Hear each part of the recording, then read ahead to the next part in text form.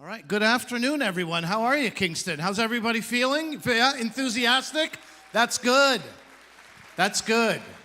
Sometimes there's dread when we talk about the climate. This is good. This is a better Monday afternoon is maybe a nice time to have this event. This is the 7th annual Kingston Climate Change Symposium, and a lot of people work very hard to make it happen. Let's give them a round of applause. They are all around this building. Appreciate their hard work. The symposium is a result of a partnership between the City of Kingston and Sustainable Kingston, as many of you will know. And it always has a theme. The theme this year is balance, and that balance specifically is between technology, nature, and the climate. And the goal, as always, is to make collective changes that are positive, in general, but also to make the city of Kingston in particular a more sustainable city, if not the most sustainable city in this country. And I'll say from my own experience, my name is Ali Hassan. Did I say that from the beginning? I don't think I did. A lot of people are like, why are you here and why are you talking to us? Thank you very much. I get to tour. I work with the CBC. I get to tour a fair amount with the CBC. I get to tour, on my own, doing stand-up shows. And you get to see a little bit of what a city is made up of. You go for a couple of days to cities. I've been to probably about 40 cities across this country at this point, 17 years into my career.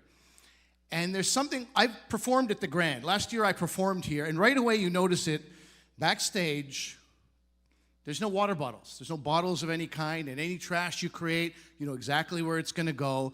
And absolutely, you need cities to operate from the top down, but from the bottom up, too, really shows you what a city is working on. And I've been to many cities where that's not what happens. I won't name them because we were on YouTube.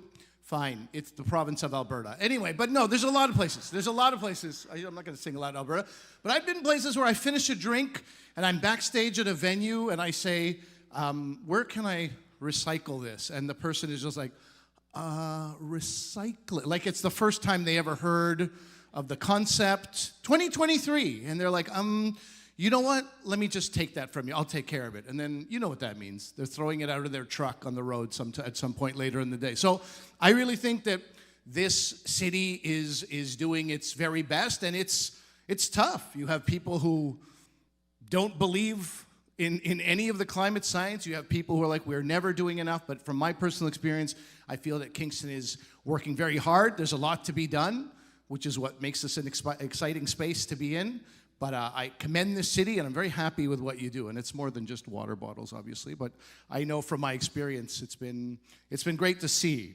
I want to thank our sponsors who helped make this event happen. And we have two types of sponsors. We have an event sponsor. The event sponsors are Queen's University and St. Lawrence College. Let's give them a nice round of applause. Where are they? They are not here anywhere. Their names will come up, I imagine, Jeff. And we have event supporters, Cyclic Materials and Toast and Jam on Bath Street. Let's give them a nice round of applause, too. Cyclic? Cyclic, okay. Got it the first time. You know what's a huge mistake? Me wearing this thick sweater on stage. I'm creating my own little microclimate, and there is some climate change happening. This is a terrible idea. I can feel my glasses fogging up as I speak to you, but anyway, here we are. On brand, this is a waste-free event. This is a positive space. Everybody is welcome here. And, great thing, Kingston Transit. Is it Kingston Transit? It is Kingston Transit is giving you a free bus ride home today if you show the bus driver your KCCS. Do we say KCCS, or has that never been said before? If you show them your event ticket, you get a free bus ride home. So that is wonderful. I will also let you know that we are doing a live stream, so we have people here on YouTube. We're not seeing them. They're not there. I will never see them. You will never see them, but know that they're there listening to my bad words about Alberta. So I've been heard already. And if you want to participate, for people who are on the live stream, if you want to participate in the Q&A, every session we'll have some time for Q&A. And if you want to participate in that, go to this website right here, menti.com, menti.com, and you will see the code right up there, 438067. You enter that code, and you can add some questions for the Q&A. People here, you can do the same thing. Using Menti, you can also raise your hand. If you're in the room and you want to raise your hand, you have some questions you can ask. If you don't have web access, then yeah, you can do that. What else can I tell you? If we don't get to your questions, you can reach out to Sustainable Kingston directly and demand answers. That's too strong. But yes, you can reach out to Sustainable Kingston. And if you're on YouTube, if you're here in this room, wherever you are, if you're having a good time, the hashtag is Climate Symposium 2024. Don't hesitate to tag where you are, what you're learning, what you're finding out, so on and so forth. I'll give you the agenda for the show. We are going to start with a land acknowledgement in a moment. I'm going to welcome the mayor out here. We're going to welcome Ewa Jackson from ICLEI. If you don't know what ICLEI is, they specialize in a number of things, but especially climate communication. She's going to come here and talk to you about that. We have a great biodiversity panel happening as well. Oh, it's all right here. And then Bob McDonald is our keynote speaker today. If you know Bob, you know he is probably one of the people who makes talking about climate change the most accessible and interesting of anybody I've ever heard. And that is not just as a CBC guy, but it's a rare moment that my children want to listen to the CBC, but Quirks and Quarks keeps them engaged and keeps them interested, and he's entertaining and informing us all the time on a regular basis. So a nice round of applause for Bob McDonald and everybody you're going to see already here. And now I'm going to turn things over. She is known as the grandmother in residence for the Grand. Please give a nice round of applause to Kathy Bryant. You can move these however you like, Kathy. Not too close. Oh, Nyawagoa, thank you so much. You can see that I have paper here today. I apologize, I'm a stroke survivor, so all these words won't stay in there anymore. Sometimes they just fall off the shelf. So I'd like to bring what my people call the Thanksgiving address to you to open this wonderful symposium. And I just ask that you take just a mindful moment and be present while the words are spoken. And I also like to give the teaching that these words are important because we always give thanks to the people first because we are the most vulnerable. Creation can get along just fine without us, but without creation, we would cease to exist. And therefore, we are humble because it's our main responsibility to the natural world and to Creator for its integral part in how we as humans support that web of creation. And so that just means that we need to develop those relationships with each other so that we love each other, then we love the earth, and then we make those hard decisions to mitigate climate crisis, which we are living in right now. And so I begin. Today, we gather our hearts and minds together, and we offer greetings and thanks for the people, because we have been given the duty and responsibility to live in balance and harmony with each other and all living things. And we are grateful that there is still so much love in the world. And now our minds are one. And when I say that phrase, now our minds are one, you can say toe, like my big toe, but in Mohawk, in Ginyageha, it means an acknowledgement of what I have said. Or you can say, uh-huh. Either one after my phrase, okay? And now, we gather our hearts and minds together and we offer our greetings and thanks to all the things upon the earth, all the green and growing things, the medicines, foods, plants and trees, the shrubs and grasses, and also the waters and life within the waters, and to our relatives, the animals, and the insects that are now mostly sleeping. And now our minds are one. Yawa. And now we gather our hearts and minds together and offer our greetings and thanks to all the things in the sky, the birds that sing their beautiful songs, the winds that come from the four directions, our elder brother, the sun, our grandmother, the moon, and our grandfathers, the thunderers, and the stars in the heavens, and now our minds are one. And now we gather our hearts and minds together and offer our most choice greetings and thanks to Singoyat Diso, our creator of all things. And now our minds are one. And this is where I ask that if there's anything that I have forgotten, that you give such greetings and thanks in your own way. And now our minds are one. And now we will move to the land welcoming. So today, I would like to acknowledge the land that we stand on, which has been the site of human activity for time immemorial. It is my understanding that this territory is included in the Dish with One Spoon Wampum Belt Covenant, which was an agreement between the Haudenosaunee Six Nation Confederacy, the Confederacy of the Anishinaabe and Allied Nations, to peaceably share and care for the resources around the Great Lakes and to ensure that there will be food and resources for generations yet to come. I offer these words in the spirit of this gathering to acknowledge the original caretakers of this land, the Algonquin Anishinaabe, my people, the Haudenosaunee Six Nation Confederacy, and many other First Nations, including the Huron-Wendat, who crossed these lands for sustenance, trade, and survival. We acknowledge and thank our ancestors for continuing to live in a way that ensures that we remember our agreements and our responsibilities. I believe it is important to acknowledge and pay respect to the ancestral and traditional territories and local Indigenous communities, and by doing so, we honor our Indigenous ancestors and the current stewards of the land, and speak to our personal, spiritual, political, and social relationship with the land and with each other. To be meaningful and respectful, a territorial acknowledgement needs to be intentional.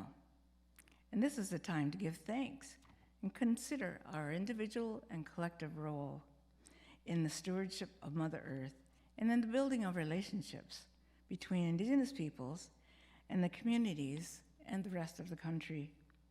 I encourage you all to consider the land that we stand on today and think about how you are in relationship to it.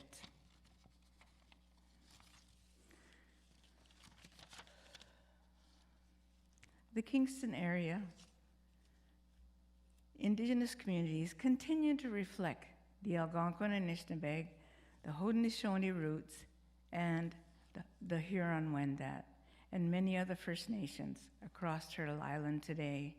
And it is with deep humility that we acknowledge and offer our gratitude for their contributions to this community, having respect for all as we share this space now and walk side by side and into the future. Nyawagoa, thank you. Askana, I wish you all peace. You are all my relatives. Nyawa.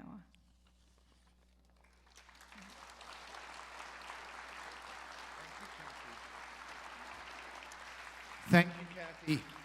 All right, as we continue our day, I've suggested this, and you're probably well aware of this, that sustainability, climate change is a top priority for City Council here in Kingston.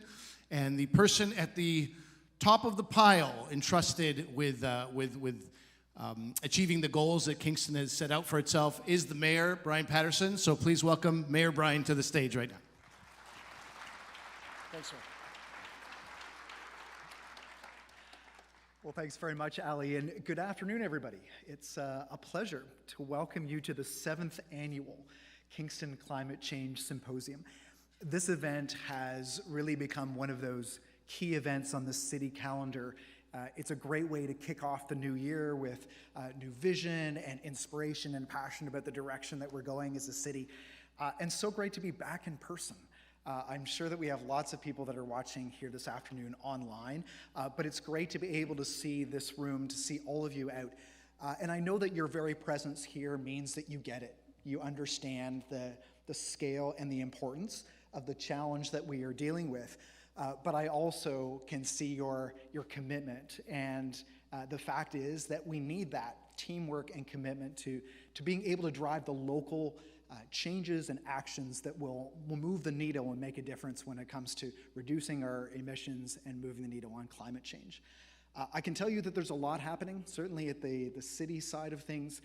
It's exciting that after a tough stretch through the pandemic, that our transit ridership is going back up, and that in turn is providing new fuel for us as a city financially to be able to look at expanding our transit, being able to provide better, more convenient options, and really encouraging people to use that great system. At the same time, we are moving from our diesel buses into electric buses. We acquired our first 2 electric buses a few years ago, and they were such a big hit that we're sold. We're moving forward. We've got 6 more electric buses on order this year, and we're going to continue to invest in those in the coming years. Definitely as a city, we also see ourselves as facilitators. I mean, at the end of the day, we're doing everything we can with city operations, but let's face it, it's everything we can do to help facilitate and help homeowners and help businesses to be able to make those changes and shifts, whether it's just becoming more energy efficient. And so I think about the success of the Better Homes Kingston program, which quite frankly has blown us away, just how much interest there has been from our community and stepping forward, wanting to make those investments in their own home energy to be able to reduce emissions. And so we're working hard to be able to provide new resources so that even more people can participate in that program. I'll also say that one of the things that is taking a lot of my time is advocating for more electricity, because we know where we're going. We know that as a city, we're committed to this electrification, and we see that as one of the things we're going to need is a much higher supply of electricity, and obviously advocating for as many clean sources of electricity as possible. So there's lots of work to be done. It's exciting to see the local actions that we're taking here in Kingston, but also exciting to see the growing, burgeoning electric vehicle industry and other sustainable manufacturing industries that are really taking hold here in Kingston. I think because of events like this, because of our vision as a community, wanting to be that sustainable community, that ultimately some of the technologies and the innovations that are happening here are not just going to help us lower our emissions, but they're actually going to help other communities across the province, across the continent, around the world, be able to lower their emissions as well. And that, I think, is what climate leadership is all about. So I just want to say welcome again. Thank you to all of you for coming. Thank you to the city staff and Sustainable Kingston for putting this event together. I know it's going to be a great afternoon, and looking forward to it. Thanks again, and we'll see you soon. Bye-bye.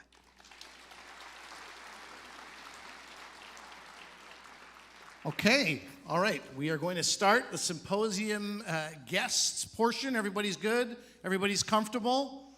Yeah, good. What else can I expect from you? I mean, that's it. Just a nod. We're save that enthusiasm for the guests. No, we'll when the guests come out, you'll give them some love and attention and support, I'm sure. This guest, we kick things off with Ewa Jackson, and Ewa is the managing director at ICLEI, and some of you may have heard of ICLEI, the International Council for Local Environmental I've messed that up. Local Environmental Climate Change? No, Local Environmental Initiatives. That's what the E in ICLEI, the I, yes. They are, in their own words, the things that they focus on are working with local governments to, they work towards municipal climate change adaptation and resilience in climate communications. And Ewa herself has 20 years of experience in sustainability, in climate change, and in public participation. And her focus has been in climate communication, delivering targeted and effective communications with respect to climate change initiatives. So she's going to tell you a lot more about what she does and how well she does it. And so for the next 50 minutes or so, lend your ears to Ewa Jackson. Give her a nice warm applause. Thank you so much, Ewa. I will shake your hand as I leave. And, yes, thank of course, you. my hands are cold. Hi, everyone. Welcome. Good afternoon. Thank you, Grandmother Kathy, for the welcome to the land. As Ali said, my name is Ewa Jackson. I'm Managing Director with ICLEI Canada. And despite our hard acronym, I think we do some great work, and some of that is with the City of Kingston, so I'm delighted to be here. Thank you to Julie and her team for the invitation, and thank you to all of you for coming in. Hopefully, with technology on our side, we can get going. So again, I would like to express my thanks to the Haudenosaunee, the Anishinaabe, and the Huron-Wendat peoples for their care and stewardship of this sacred land and for hosting me on it today. I come from Toronto, and that is a land of many nations, and I am thankful for their stewardship of the land that I get to live, work, and play on. What I wanted to do today is spend a little bit of time talking about climate communications. I think this room knows very well the importance of acting on climate change and the importance of having everyone take action on climate change. But I think the realization we've had on the need for this type of conversation is that the lack of effective action doesn't come from a lack of information. It doesn't come from a lack of enough graphs and IPCC volumes, which are all important, nor does it come from a lack of policy solutions or technology solutions, but rather through some psychological reasons why people don't take action. And so the root of what I'm going to talk about today is in that space of psychology and behavior change. For people to know about climate change isn't enough. They need to care about it, they need to be motivated, and they need to feel that the actions they take are doing something. And that something could be at the hyper-local level in their household, within their homes, or it could be within their neighborhoods, their city, their township, whatever that might be. And in the same way that actively engaged employees of a company are more likely to buy in and participate in the efforts of that company, a community's most engaged residents are the same. And that is clearly demonstrated by you. And I think there's about 400 folks here, and there's some on YouTube, hello YouTube friends, who are also engaged. But there are many more in Kingston who aren't. And that's what I wanted to talk today about, how to reach these groups. And we'll talk a lot later about some strategies to do that. But first, let's start with a bit of a story. And so I like to say that risk is a feeling, not a number. And I want to illustrate that with a bit of an anecdote not from the climate space. So hopefully you'll forgive my tangential story. But in 2009, a very small number of Toyota owners noticed that their cars started behaving abnormally. All of a sudden, cars would accelerate suddenly and decelerate. And tragically, in 2009, this caused a family of 4 to die in a tragic car accident. In total, since that time, there was about 20 incidences of this sudden deceleration and acceleration, which took 20 lives in that time. The media roared about this, and there was a massive outcry. Toyota recalled 9 million cars. Sales plummeted. Used car sales of Toyota of this model dropped to pennies. And recurring reports mounted fears that this could happen at any moment, that cars would run away on their own and cause people to get into these horrific crashes. But exactly how dangerous was it? So let's assume that that sudden acceleration issue was the cause for each one of those 20 accidents, or 20 deaths rather, in that period with the 9 million cars recalled. So that translates to about a 1 in 3 million chance of being injured in one of these cars. So just by comparison, if we're talking a numbers game, which many people about climate change like to do, you're 1 in 685,000 of dying in your bathtub, 1 in 150,000 from falling down the stairs, and 1 in 6,000 from just dying in a standard car crash. And so while I acknowledge this is a different story, what I want to talk about is we don't acknowledge as any of those activities as being particularly dangerous. Climbing the stairs, going into bathtubs, we take precautions, but we do them every day. So the way we perceive those risks is based on how we feel about them, how close to us they are, and how that information is presented. Personified risks are perceived to be greater than abstract or anonymous ones. Any one of us could have been in that car. It could have happened to anybody. And so what I wanted to show about that is if you just presented the numbers, people should rationally act and not be concerned about it. But that's not how we make decisions. And that's the crux of what I want to talk about today, is how we communicate matters. And making an issue resonate emotionally and locally and personally for someone matters. And climate change is just that type of issue. I'm just going to turn, I don't know if it's advancing. There we go. So before any conversation about strategies to overcome barriers, one has to think about what these barriers are. So when specifically talking about climate change, what barriers do we face? Let's start with the first one, distance. So climate remains for many people distant in a number of ways. We can't see climate change. We see weather, and together we put pieces. Those of us who work in this space, we put things together to show trends, but we experience weather, not climate change. So it can be an abstract thing for people to think about. Melting glaciers, sea level rise, these are often distant, not the year we just had in Canada. It's been a very close issue, and I'll talk a little bit more about that later. But it's distant in the way of we perceive it hitting an other, not ourselves. Oh, this happened in British Columbia. It didn't happen here.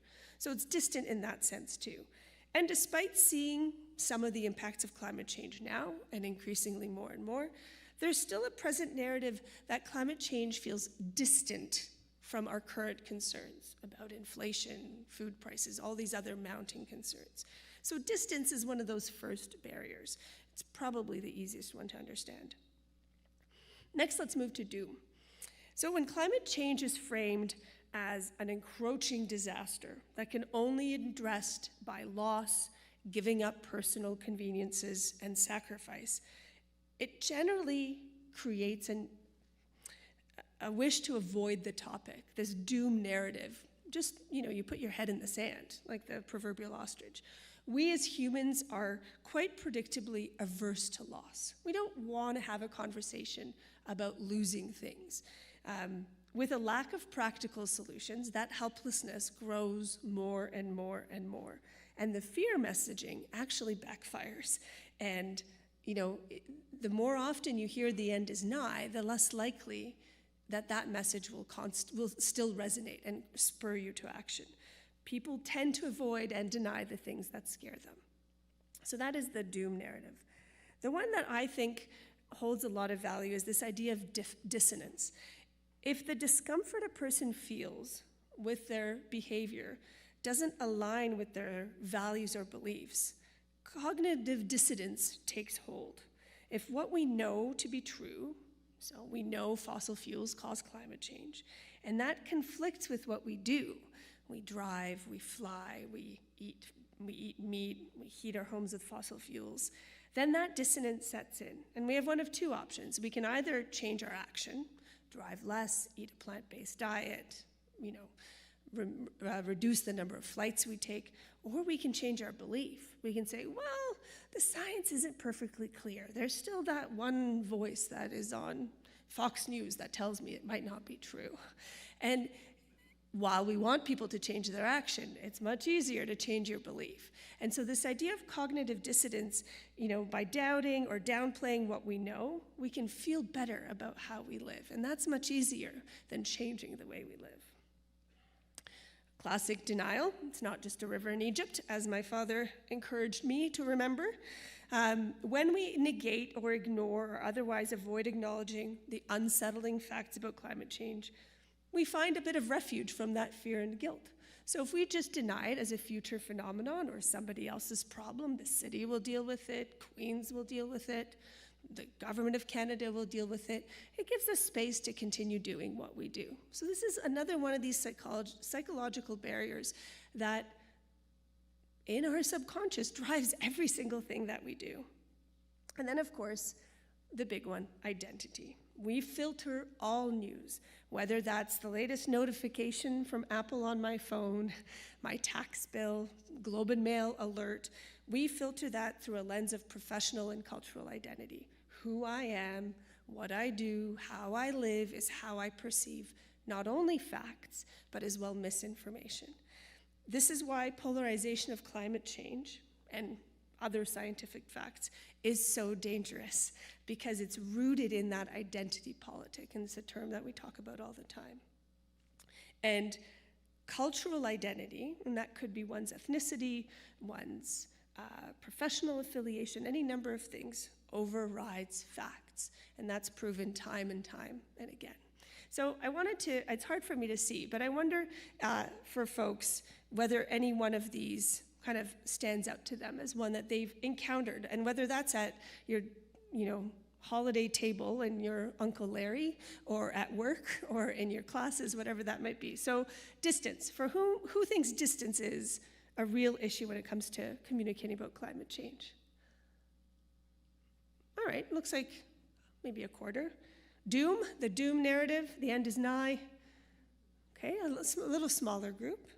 What about cognitive dissonance? Okay, you like me, you like that one. Denial, and then identity. So we're mixed. Okay, so what I'm hoping we'll do today is we'll explore these in a little depth through the lens of solutions. I don't want to dwell on the barriers anymore, they exist. There are plenty of people who effectively communicate about any number of things. We all buy lottery tickets and alcohol, even though the logic says we shouldn't. But we do that because it's marketed to address these barriers. So that's what I want to spend my time talking about today. Great, we've moved on. So the new psychology of climate action is actually to stop banging our heads against those barriers, but to really move beyond them. And the first way we can do that is we can just flip them on their heads and really think about how that barrier could be a success criteria. If we build into our work the pieces that will help address that barrier. And we'll talk successfully how to do this in a little bit. I'm really putting a lot of eggs into that. We'll talk about that in a little bit basket, but I promise we will. The other piece is sticking to positive strategies. So whatever we do should be inspiring, it should be engaging, it should stimulate community in whatever sense we want to define community. And a solution works much better if people want to do it. My daughter knows if she convinces me that something is my idea, I'm much more likely to say yes. There's parents in the room, so it's nice that you're also in that bucket. If we define ourselves as climate change champions in a fight against the other, those who see themselves in the other will start to fight back, right? Communicating is 2 parts listening, 1 part talking. I'm not doing a great job of that today. I'm doing a lot of talking, but we'll do some listening at the end. And the other piece is acting as social citizens. Our main power comes from this, acting as a collective. The solution to curbing wasteful practices and overconsumption, all those things that contribute to global climate change, are systemic, large-scale, and societal, there's no doubt. But to get there, we need many small solutions that push people, that create signals to markets and to governments that this is something we all want.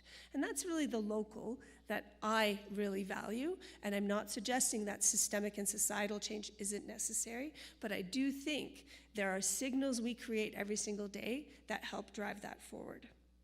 And individual green action is certainly helpful, but it's in that space as a signal. So these new strategies or solutions. So social, I talked a little bit about that, using the power of social networks, and I don't necessarily mean virtual ones, even though we're present on them today.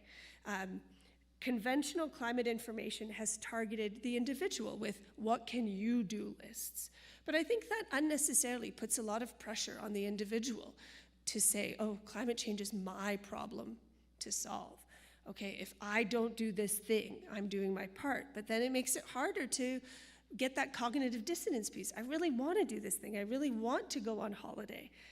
That you narrative can be challenging. A psychologist wanted to test this theory out. It's a man by the name of Robert Cialdini. And what he did was he gave 4 households different reasons for saving household power.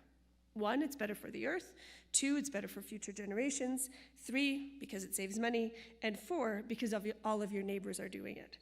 And the ones that showed the most commitment and the greatest reductions were, you guessed it, the ones who did it because all their neighbors were already doing it. Good old keeping up with the Joneses. We are social creatures. Very few of us want to be the sheep that's way out there. The rest of us take comfort in doing the thing that everybody else does. So finding those social signals is really important. Supportive. Employing frames that support the message with positive emotions, right? The pieces of community coming together. There's a reason there's this big movement to nature-based solutions, because it's showing the things we like to see: green, vibrant neighborhoods, taking back brownfields and turning them into green spaces.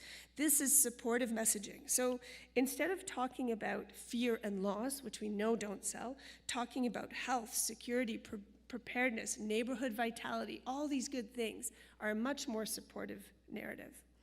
Simple, making climate-friendly behaviors easy, convenient, and having co-benefits. What we choose, yes, depends on price and technological information and any number of things, but also how the option is presented. And again, my little side anecdote tangent here. In Germany, they have an opt-in system for organ donation, and it yields about a 12% uptake.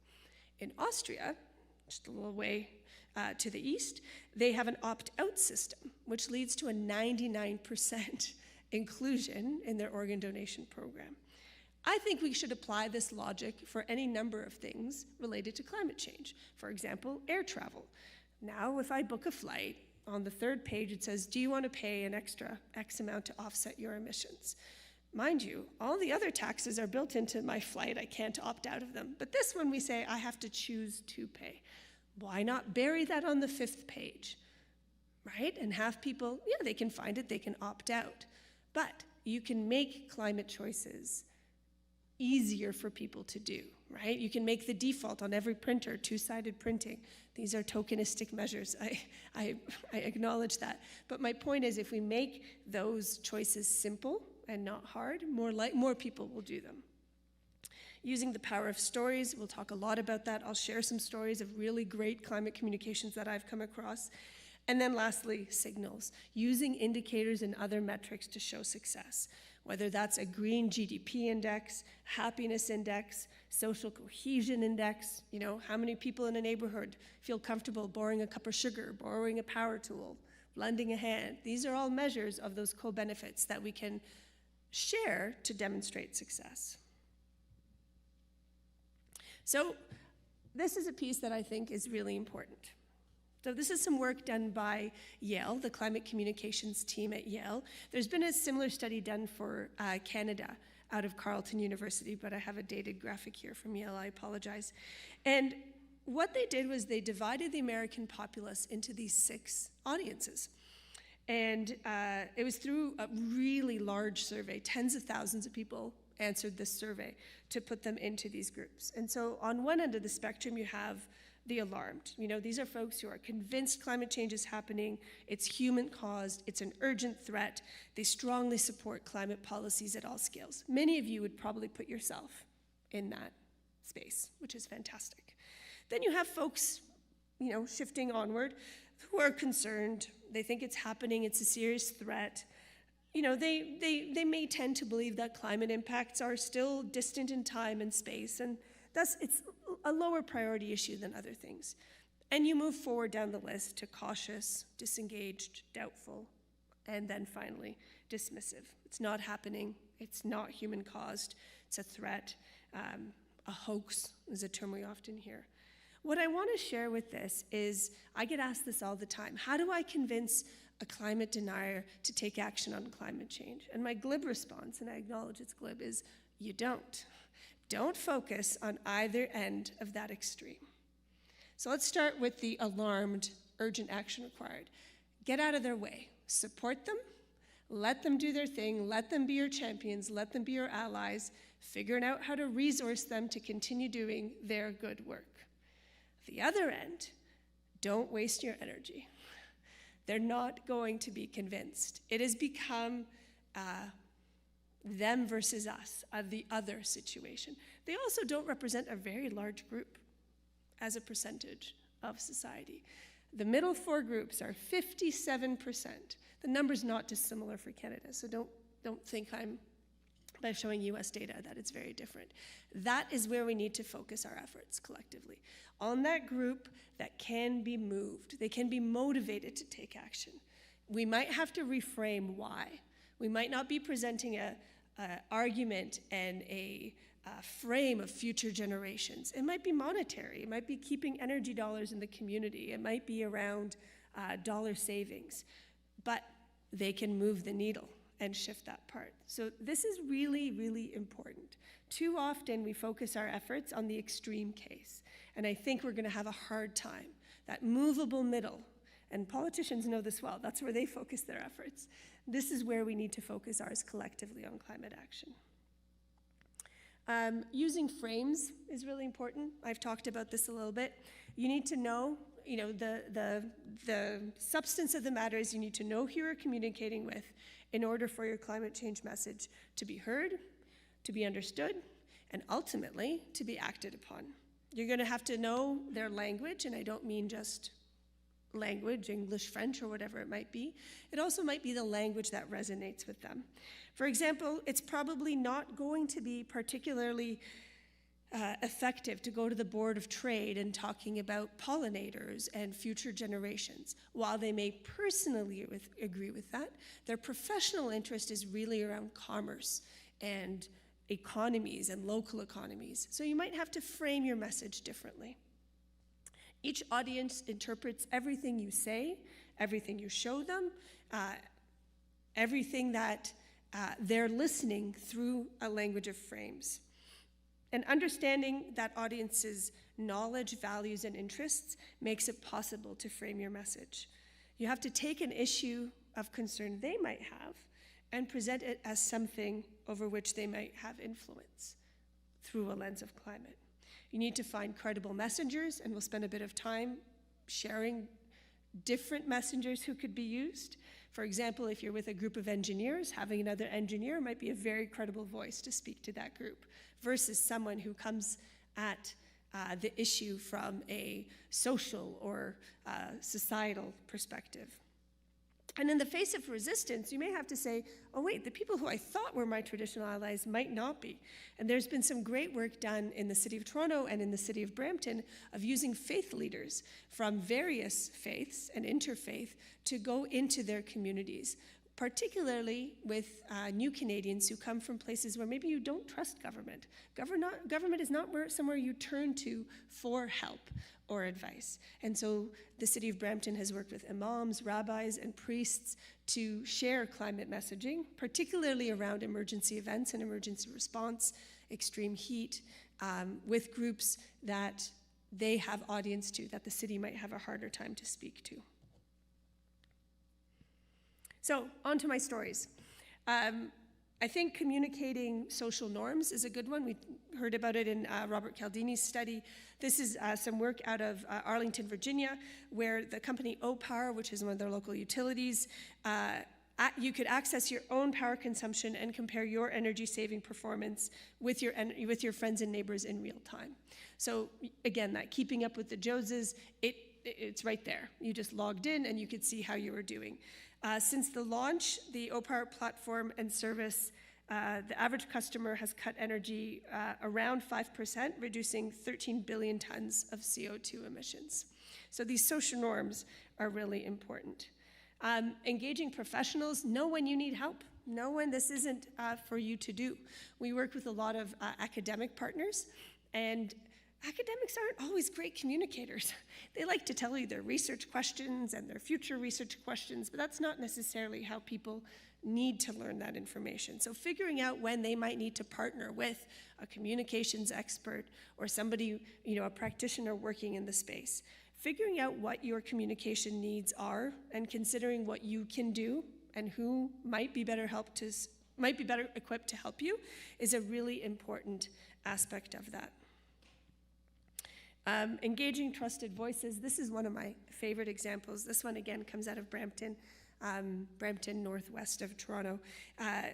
They had a program to do some tree planting, and it was for mature trees on residential front yards in an effort to cut urban heat islands. So the more trees you have, obviously, it limits the heat that comes up from just having asphalt and sidewalk and pavement and all those things. And so they had a fantastic program. It was, you got a mature tree, the city came and planted it on your yard, and you got $100 to maintain that tree over amount of time to account for pruning and watering and those things. They thought their uptake would be just, their phones would be going gangbusters. It was 9%, and they couldn't figure it out. And they were going, why does nobody want these trees? And so they engaged, they went out to the community and talked to some community leaders. And Brampton, for those of you who don't know, is a predominantly South Asian community. So a lot of people from India, Pakistan, Bangladesh, and they went to talk to the South Asian Community Association. They said, can you help us understand, why people aren't taking up this program? And they said, here's the program, here are the trees, here's some pictures. And the woman who was there from the association said, it's because in our culture, we don't plant not food-bearing trees. And so they switched the tree type to fruit-bearing trees. All of a sudden, programs oversubscribed. They can't stock the trees. And so I think it's a really great, unfortunately, after the fact example of, had they talked to the people they wanted to participate in the program, in the design of the program, and everybody altered their vision of what ideal was to account for who they wanted to take up these trees, they would have had a better result. So engaging trusted voices, in this case, the South Asian Community Association, as well as finding a credible messenger, could have helped them a lot in designing that program. This next one comes from our friends down south. The Canadian government also does this, but the US government releases these national climate assessments. The Canadian one just came out last year, and this is a story from the third US National Climate Assessment. It's essentially a 400-page PDF about the state of climate change in America or in Canada. It usually lands with a proverbial thud in people's inboxes, and climate nerds like us go through it, but most folks don't. So what they wanted to do is they wanted to get people knowing what's the key thing that the everyday American needed to know about this. And so they started this program called Weather from the White House. And they invited 52 weather people from across America to the Rose Garden, and they each had 3 minutes with President Obama to talk about the third National Climate Assessment. So you can imagine, for these weather people from small towns across America, this was the biggest thing they were ever going to do. And that message from that climate assessment got onto the 6 o'clock news and likely the 11 o'clock news, and then again the next day's news in all these different places. So it's this, again, this idea of if you just change the way you traditionally give a message and think about how people receive messages, it can help flip the script and get your message more across. This is a Canadian example. It's from the city of Prince George in northern BC. Go Prince George. And this is an example of a really creative partnership. I love this story. So it's a partnership between the University of Northern British Columbia and the Two Rivers Gallery, which is a local gallery in Prince George. The idea was they wanted to curate an exhibit about climate change. And they wanted to meet audiences where they were at. It was highly successful. They had 4,000 plus visitors to the exhibit. Prince George is not a big city, so that's a huge number in terms of the city. And they had 279 of these nudges, and I'll show you a zoom in of that Think Change, What Can You Do exhibit. You can imagine they could have just as easily done this in a hockey arena, right? Not an art exhibit. They could have just as easily done it at the farmer's market. There's any number of places where people gather. The idea was to present information slightly differently. But I think one of the most, so this is an example of those nudges, right? So one side was what can you do, and the other side was what can they do? And the idea was people's personal commitments to climate change, as well as what they expected their governments and their institutions to do. But what I think is most interesting about this example is the way they chose the art. The researchers from UNBC, and one of them is now a dear friend, and he tells a great story. You know, on a piece of art, there's always that little plaque that says, oil on canvas depicting such and such.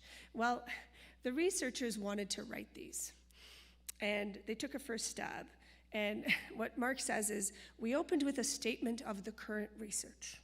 We built our argument based on the research, and we essentially finished with multiple research questions. And the curator of the gallery went, what is this?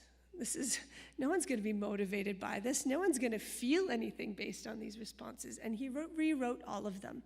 And I tell this story because I think it's such a good example of getting people who speak that language to do that work. And so the curator, of course, then rewrote these, and they came up with much more eloquent ways and a narrative that evoked emotion upon people looking at that art. So I wanted to share this story. This is a cute example from Boston. They wanted to communicate sea level rise. Boston folks are big sports fans, so they made a life-size cutout of one of the Boston Celtics and put it at the shoreline in various places with signs saying, did you know, under a climate-adjusted future, sea level rise will be taller than I am. So people took pictures with it, and it's a bit gimmicky, but it worked. It got that message out to people who normally wouldn't subscribe to a newsletter, wouldn't necessarily attend an event like this. So I think it's one of these cheap and cheerful, effective strategies.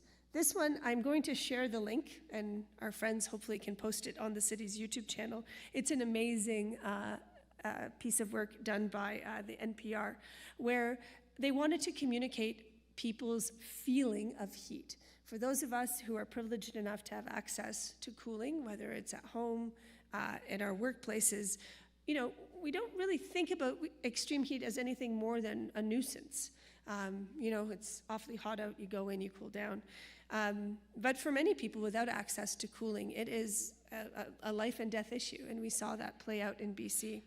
So what they did was they wanted to get more people to understand that. And so what this researcher did was he turned every feels like temperature into a musical note. And the low notes, sort of this cool, comfortable 21, 22 degrees, obviously are much more pleasant to sound to listen to, and represented that way in that audio file, with the high notes representing the hot, humid temperatures. And he presented indoor air quality with cooling and without. And I think it's just, again, a really good example of presenting information differently. He could have put it onto 2 charts, and it would have given that same information. But they were trying something different to reach people who weren't responding well, or weren't responding at all, to information being presented in charts. Communicating solutions. I think this is just a great graphic. The picture on the left depicts perceptions when people were asked, how worried are you about climate change? And it showed that 30 to 50% of people were concerned. When you ask those same people, do you support funding research into renewable energy and net zero technologies, 60 to 80% of people said yes, they supported that. So just reframing the question to focus on the supportive storytelling narrative, I think, is a really good and important thing to do. This is another one. This is a bit of work we did with our friends at the Cooperators, the insurance company, where they encouraged us to see if we could come up with some climate change games to engage young people in schools, as well as people attending environmental days and different fairs like that. And so we worked with them, and we developed downspouts and ladders, which is a take on snakes and ladders, if you will. And it's a life-size board where you yourself are the pawn, and there's a big inflatable dice that you can throw. And as you move along the board, you can take preparatory measures to prepare against climate events, so extreme weather, flooding, all those things. And if you don't, and you land on a chute or a downspout, you can imagine you'll go back down the board, and if you had your preparedness card, you could play that and you'd continue on your merry way. Again, these are not solutions that will work on all scales, but they're tools in a toolbox. And ultimately, I think that's the message I'm trying to get across, that you need different tools in your communications toolbox. And your leaflet or your newsletter or your Facebook or Twitter post will only get you so far. You need to have all these different pieces to put it all together. This is an example from Santa Monica. I love this. Every place should be doing this. We've all seen these things. You know, typically you put in a loonie and you see far away and you can admire Niagara Falls or whatever it is you're looking at. What they did here is they applied this to try and depict sea level rise. Sorry, I don't have it here, so I'm going to kind of side turn to you so that I can show you what I'm talking about. So when you looked through the, oh, my animation didn't work. Oh, I stole my thunder there. When you looked through the pier, in a perfect world this would have worked. You would have seen the sand coming all the way across the beach. And then you clicked again, and the image on the right would have appeared, and this is Santa Monica Beach shown under sea level rise. I believe this is for 2080, if I'm not mistaken.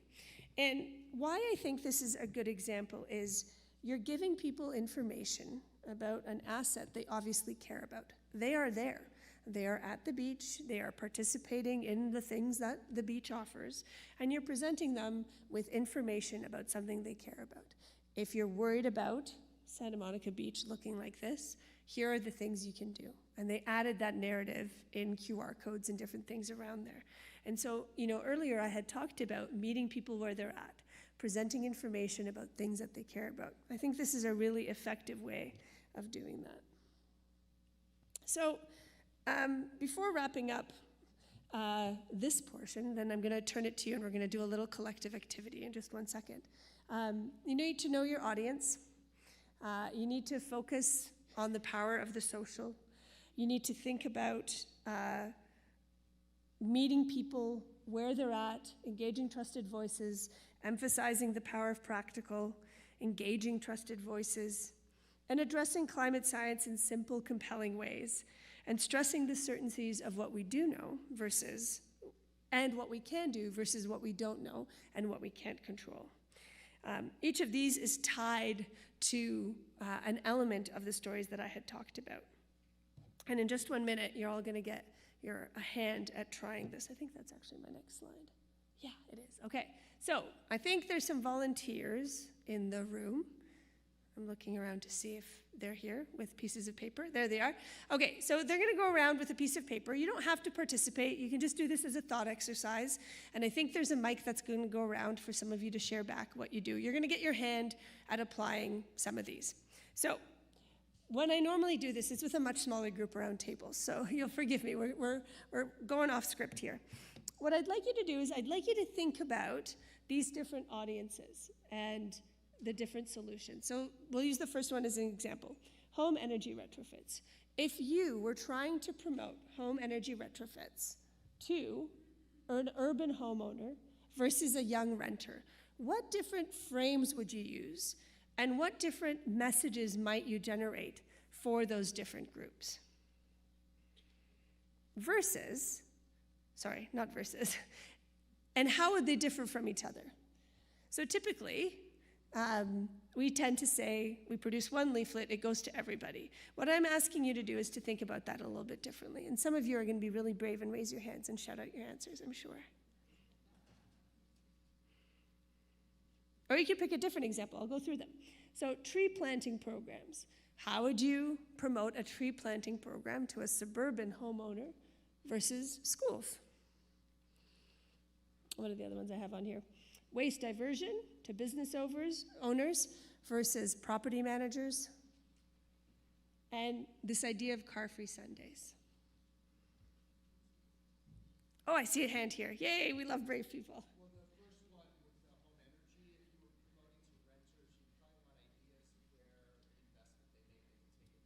Yeah. Great idea. For those of you up there who didn't hear this idea that you want to, for renters, you want to promote savings or investments that they can take with them to their next place of residence, whether it's in the same town or not, versus investments at the property scale that stay with the property when they move out. Precisely right. Any other thoughts on any of the other ones? Oh, we've got Soren running with the mic. Get your steps in today, Soren. Yeah, just to add for the first one as well, I think offering instant savings for young renters versus like long-term savings and cumulative savings for homeowners. Yeah, this idea of, you get this rebate right now versus waiting X number of months. That's a great example of one. Any other thoughts? Oh, I love the ideas. I don't know where you are, but, oh, there you are. Hi.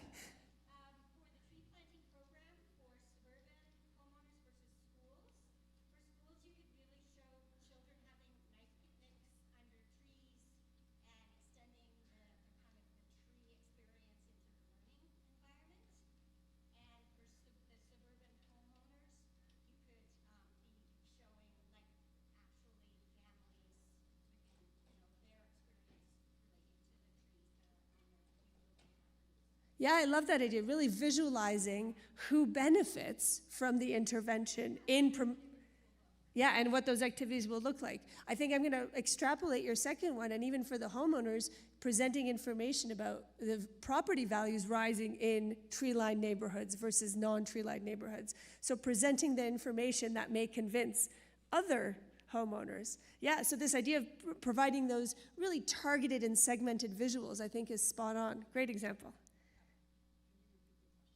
Yeah, so the idea, what we're trying to do here is to think about how you might market, for lack of a better different word, or present a climate solution to different audiences. Sorry, that was very loud.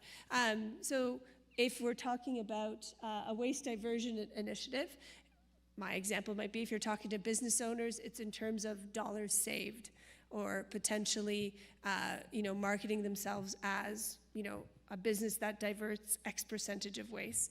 Versus if you're talking about property managers and landlords, you might have different incentives to present to them. Yeah, I see another hand here. Hi, so I'm gonna go for the car-free Sundays. Yeah. So for audience A, small business owners, we can say that research has proven that you will actually get more business by foot traffic rather than cars. So you'll make more money on Sundays. And for audience B, neighborhood associations, I thought of two things, but one can be like your kids are safer on the streets on Sunday. They can go outside and play. And for the second one, there's less wear and tear on the roads. For the people who maintain and operate those roads, it's a great example.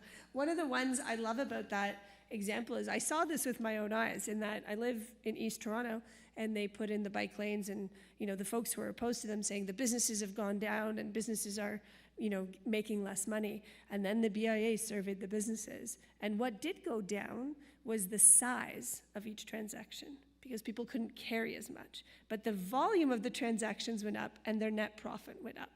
And so it's an example, if you present the right information, then it can really resonate.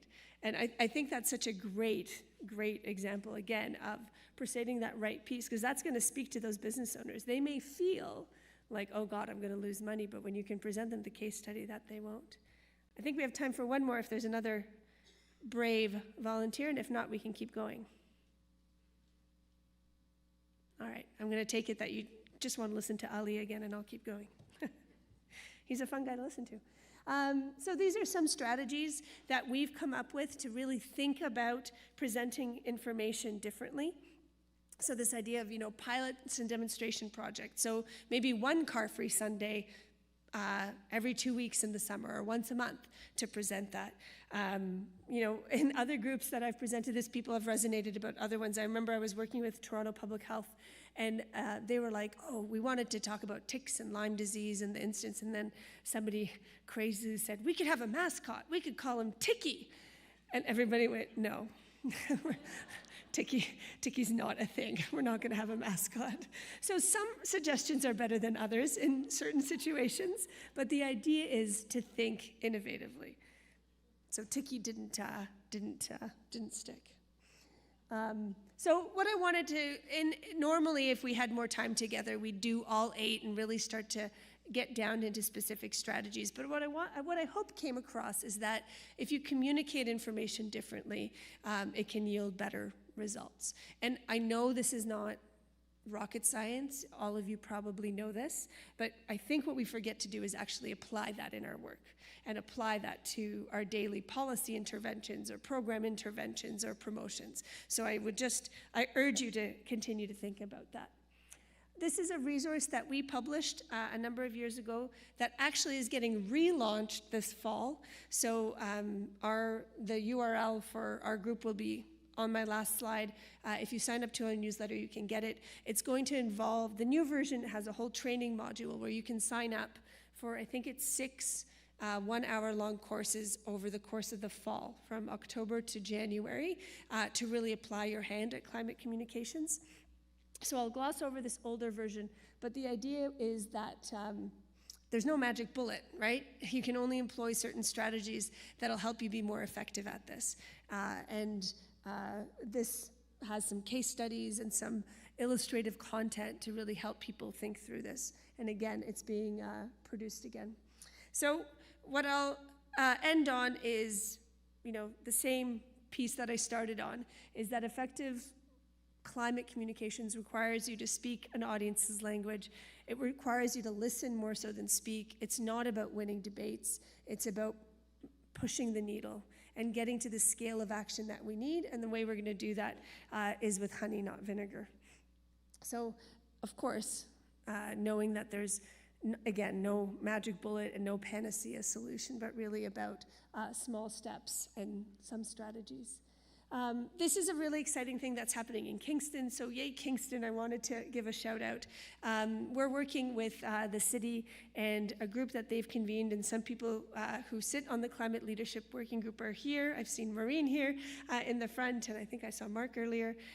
So we're working with that group to think about what a local climate partnership in Kingston could look like. And Jeff is in that group with Sustainable Kingston as well.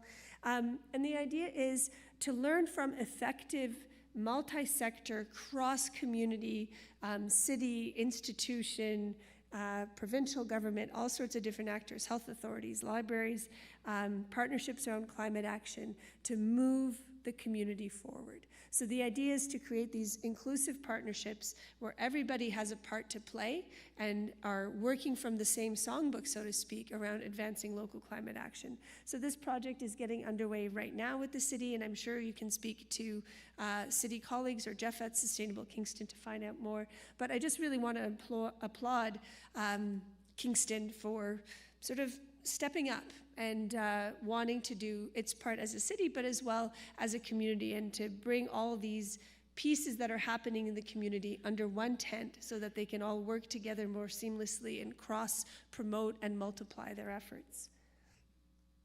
And then the last thing I'll mention is something that is available to all of you. It's the new Ontario Resource Centre on Climate Change Adaptation, ORCA, which, wrong animal for this part of the world, but still, that's the acronym. And ORCA is here to help any member, any people living in Ontario, any businesses, think about climate preparedness. So it's about providing data, about providing climate information that may be relevant to your sector, as well as access to decision support tools. There's a help desk that has an email and a phone number here that you can contact for any type of climate adaptation support you might need. So whether that's a brokering service or matchmaking between people who are experts in a field, if you're working on green infrastructure, nature-based solutions, ORCA and my team there can point you in the direction of folks who have information on that and who might be able to help. So we're excited to present ORCA to Kingston and the community, and we hope that you'll use it in advancing your work. That's it from me. I've talked a lot. Thank you.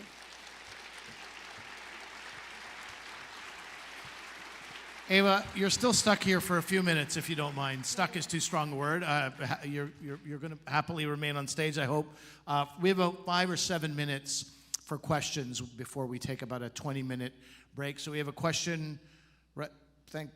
Thank God, right? You talk about communication, and then nobody wanted to communicate with you. Can you imagine the cruel irony? So, can we get a microphone to the middle of the... Oh, you're right here? Okay. There's 2 questions, Ali. I did a good job. Hello. Hi. Thank you for a very informative presentation. My name is Phyllis Waugh, and I'm the chair of the Kingston branch of Seniors for Climate Action Now.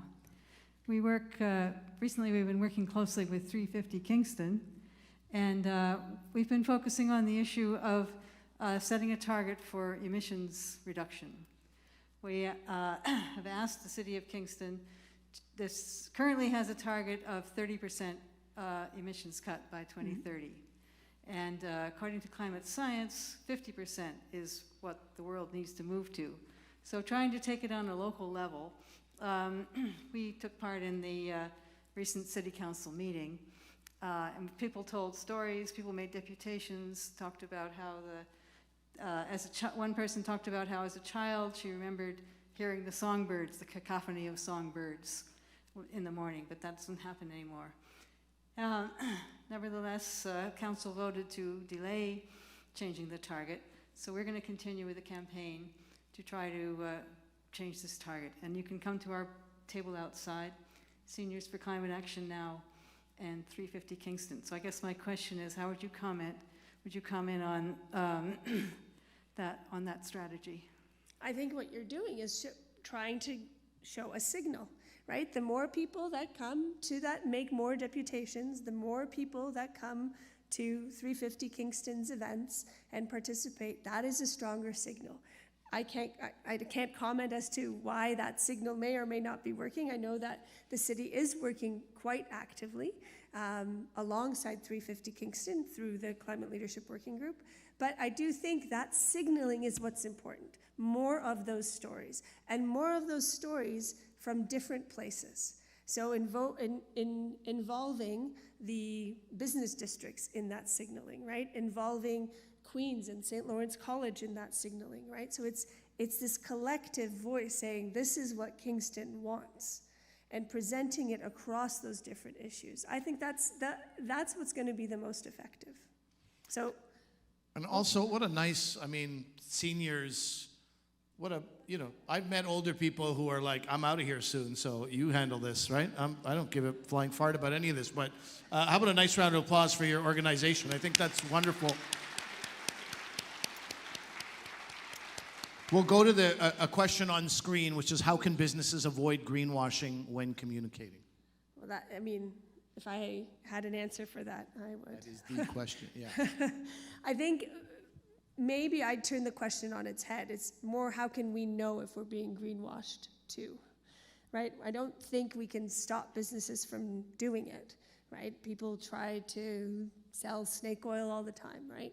So I think what we need to do is present information that is factual, it's grounded in science, it's evidence-based, and let people apply that to the decisions they make when they're purchasing. I think one thing I've taken away from you is this very healthy attitude that you have that helps put things in perspective. Greenwashing has always had. As soon as we could sell something, we were also selling from the, a shady angle. The same thing goes for what you were talking about climate deniers and the people who are so pro-climate that nothing is ever good. Just put both of them out. That's very freeing. That's very liberating. And I think, you focus on where you can make a difference, which is great. We'll go back into the audience in a minute. I think we have time for maybe 2 more questions. How can we integrate some of these ideas into our school system, specifically including climate change in the curriculum? Well, I'm not a curriculum person, but I think there's no reason why people like myself or people working in the space couldn't be in classrooms. I know my children have benefited by having elders and Indigenous leaders come into their class to learn about reconciliation and learn about residential schools firsthand. And I think we could apply that same idea to climate action, having people who work as botanists in the field, or having, again, Indigenous peoples come in and say, this is the way we've experienced climate change day to day, come into classes to talk about that, to make it a human issue and not a textbook issue. Again, I'm not an educator, and I'm sure there's many reasons, legal in nature, why that might not work, but I think there's something, if we liven up curriculum or take children out into nature to show them these spaces, we might have more success than if we try to make it Unit 2.0 in their social science book. Absolutely. And if there are educators, and I'll let that clapping live, absolutely. I think it's been 20 years, my friends and I are also still complaining about why did we never learn about like personal finance in high school, right? And it's too late for me. I've just crawled out of debt, but it's, you know, we're on a bit of a timeline here. I think this is very important to address this in the school system. Do we have any other questions from the, should we go here? Okay. If I am an artist, aside from art installations, what other ways can I communicate the climate message to other people and not just artists? How do you not preach to the choir? Aside from art installations, I don't know. Thoughts in the room? What are other ways that artists can do? Street art, I suppose, isn't an installation. It's a bit more in your face. The Banksy of climate art activism. Any voices in the room? Ali, do you have an idea? You're an artist. Well, I think any time that you have people in your presence and audiences, I personally think that comedy is, you know, touching on what you have said, it's sometimes it's a bitter pill to swallow, and you coat it in some honey, and comedy is very powerful in that way. Not all art is funny. Not all art needs to be funny. So I think sometimes when you have an audience in front of you, find a way to deliver a message, and sometimes that's just as simple as like, by the way, check out this website, and this important things are happening here, and just opening people's eyes up to something new. And other times it's weaving it into your art, the message that you want to communicate. But yeah, anytime you have an audience, and they are an audience that loves what you do, that's a great opportunity for you to reach out to them in something positive. Thank you. Okay. What do you think, Julie? Are we... There's a question up there. And Like they a didn't voice sound... from the Yes, heavens. yeah. That was... Yeah. Okay, so this will be our last question. Let's take this question.